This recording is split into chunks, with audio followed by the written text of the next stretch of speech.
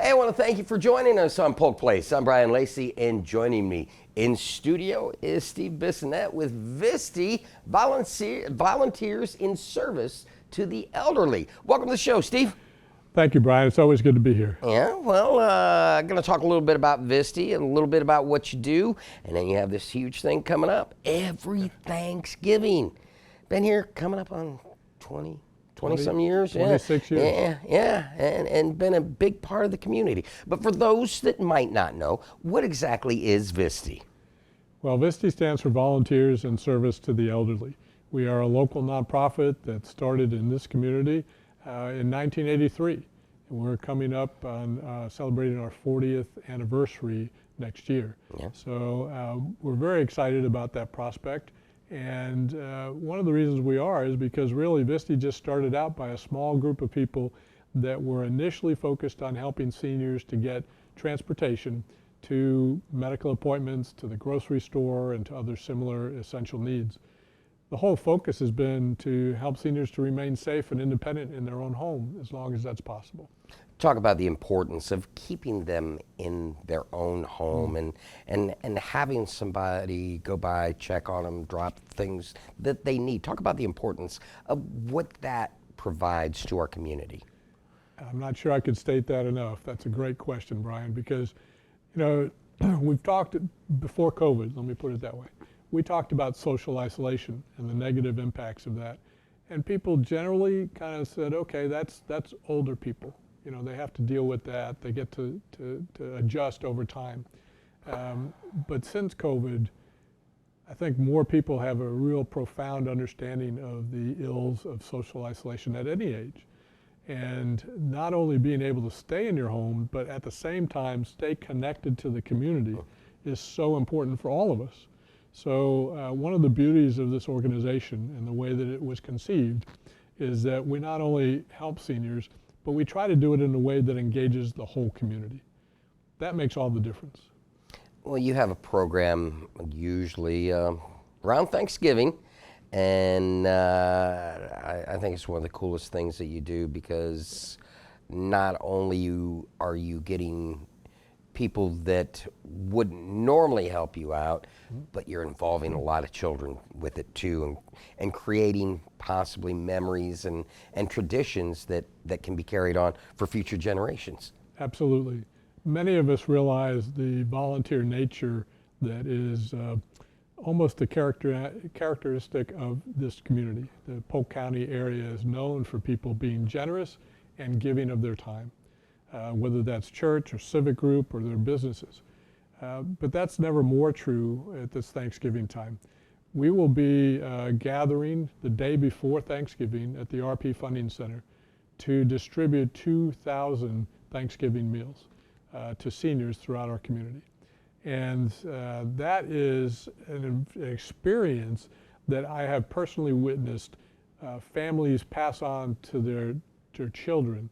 Some even to the point that they were little kids when they started.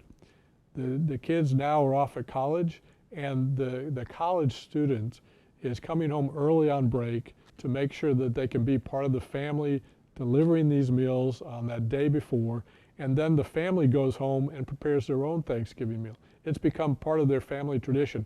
And in that process, they're carrying on that volunteer ethic to the next generation. Now, Steve, in order to deliver these 2,000 meals alone, and this is just in delivery itself, because there's volunteers in other facets of what's going on, what does it take to deliver those 2,000 meals? How many individuals? Well, individuals, we probably have almost 1,000. But many of those people come in their car as a family unit. And so we're talking 500 to 600 cars.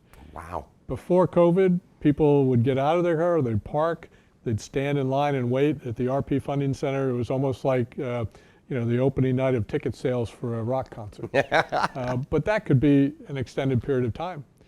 Since COVID, I refer to it as Chick-fil-A on steroids. Yeah, exactly. We have dual lines of cars that come in the parking lot, and people make their way to the point where volunteers bring the bags of food and a live plant and pack it into their car. They get the instructions on who they're delivering to and where to go.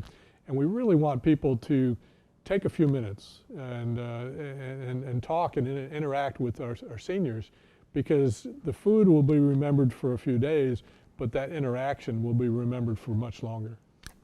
And another facet of the volunteers that I really, really like, see, this part of the story is where we use props. Yes. And you got props. You got really cool props. I do. So you got the bags that's delivered in. Is that how that goes? These are the bags that the food is delivered in, and we engage mostly elementary school and some teenagers in decorating these bags so that they're each unique. And you can see here a couple of examples that have already been prepared for this year. And I particularly like my this one. favorite. Leftovers are for quitters. Yes, sir. We also have placemats that are decorated and put in each bag. And then some of the children even do custom handmade cards for Thanksgiving. So everybody is involved, whether they're young, they can be there that day, or they can be there as part of a class project in advance. We try, again, to engage as much of the community as possible. Well, I'll tell you what, I'm going to recap everything. We've got about a minute some change left. Give me dates, give me times, tell me how folks can find out more information. Certainly. The easiest way to get a hold of us and find out more is on our website at VISTE.org. And there's a volunteer application process. Our normal volunteer application is there, but there's a special volunteer application just for Thanksgiving. It'll state that. If you go and fill that out, our volunteer and events manager, Patty Johnson, will follow up with you. The time is, the day is the day before Thanksgiving. Meet up at the RP Funding Center between 12:30 and 3 p.m. And that's when we'll be having those meals be delivered out into the community. And that's where we see Chick-fil-A on steroids? Yes, that is where we see Chick-fil-A on steroids. So who's out there air traffic control with the two flashlights going incoming, outgoing, you know? We have volunteers. We're fortunate to have a group, the safety team from Publix. They are actually responsible for directing that traffic because we absolutely want everybody to be safe. But we also have other groups that help us from Florida Southern, their sports teams. We have Boy Scouts and other community service groups that help us to prepare all of that. Well, Steve, I want to thank you for coming in and sharing the information. And this year's program is going to be a success just like years in past, right? Thank you very much. We look forward to it. All right. Come back and see me again, will you please? Okay.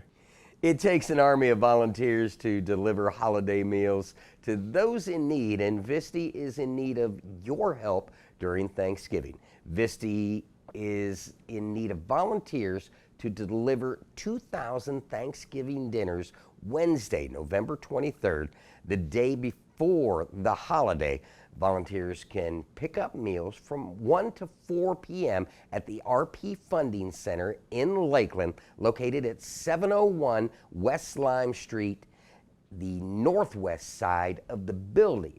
Now, all volunteers must pre-register to deliver meals. Now, if you need more information on how you can make a difference during the holiday season, give them a call, 863-284-0828, or look them up on the web at viste.org/Thanksgiving.